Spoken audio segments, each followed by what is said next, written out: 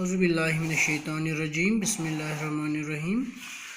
Dear students of 8th class, today it's geography and our today's topic is agricultural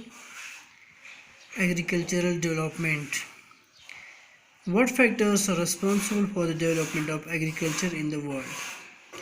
agriculture शोबे ने पहले से आज बहुत तरक्की की है, तो किन वजूहात की बिना पर क्या क्या तब्दीलियाँ आई जिनकी वजूहात से एग्रीकल्चर में बहुत सारी इम्प्रूवमेंट्स हुई, बहुत सारी तरक्की हुई। तो इसके लिए पहला जो रीज़न है, मेन फैक्टर है, पहला जो रिस्पॉन्सिबल है एग्रीकल्चर डेवलपमेंट के लिए, वो ये है, number first, the main factor is rapid growth of population in the world. It has increased demand for food and other requirements. सबसे पहला वजह ये है कि दुनिया में जो आबादी तेज़ी से बढ़ रही है, इसके कारण फूड की जो डिमांड है वो भी बढ़ती है। जितने लोग बढ़ेंगे, जितनी पॉपुलेशन बढ़ेगी, उतनी ही फूड की डिमांड बढ़ेगी, और इस डिमांड को पूरा करने के लिए ज़्यादा से ज़्यादा मेहनत की जाती है, ज़्यादा से ज़्यादा एग्रीकल्चर इंक्रीज़ की जाती है, डेवलपमेंट होता है, और ज़्यादा से ज़्यादा जो है अनाज बोया जाता है, हासिल किया जाता है। तो पहला रिस्पॉन्सिबल फैक्टर पॉपुलेशन ग्रोथ है। तो दूसरी वजह, human learn to improvement ways of growing crops. इंसान ने दिन ब दिन तरक्की की, उसने सीखा, इम्प्रूव किया कि कैसे फसल ज़्यादा से ज़्यादा बेहतर तरीके से उगाई जाए। यानी कि अनाज उगाने में इंसान ने बहुत तरक्की की, बहुत सारे रास्ते, नए तरीके अपनाए।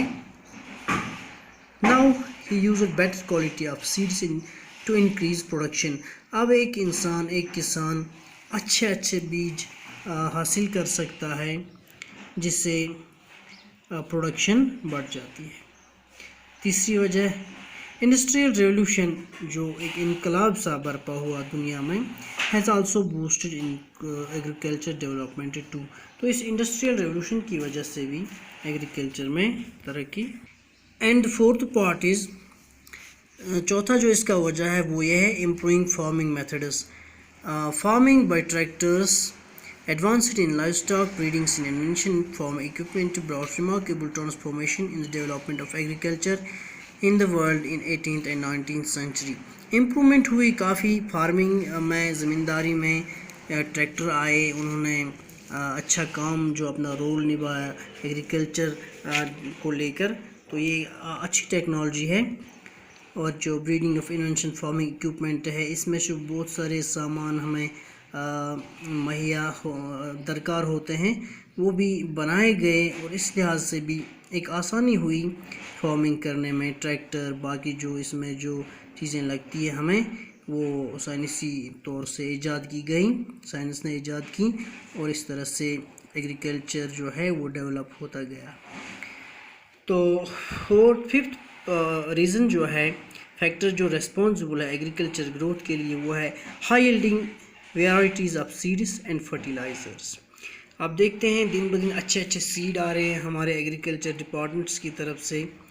बहुत सारी दवाइयाँ आ रही हैं, पेस्टिसाइड्स, जिन्हें हम खाद वगैरह, इंसेक्टिसाइड्स, कीड़े मार दवाइयाँ आई, जिनकी वजह से हमारे फसल बर्बाद या नुकसान होता था इनको।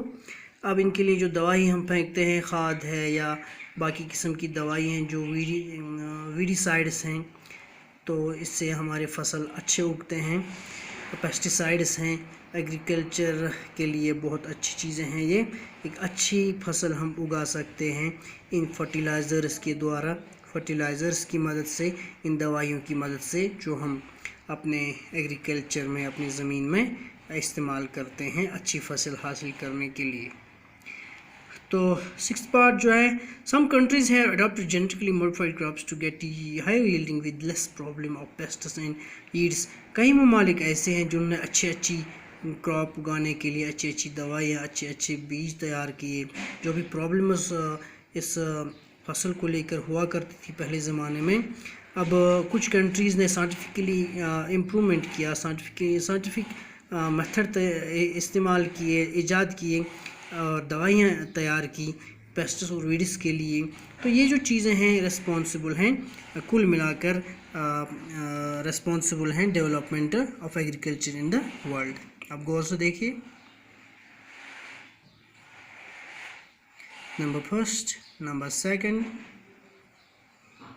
Number third, factor responsible for agriculture development, fifth, sixth, یہ چیزیں ہیں جن کی وجہ سے ہمارا ایگریکلچر جو ہے شعبہ ہے وہ دن بدن ڈیولپ ہو رہا ہے.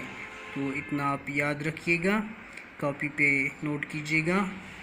تو پھر لیتے ہیں آپ سے رخصت، کل ملیں گے. خدا حافظ.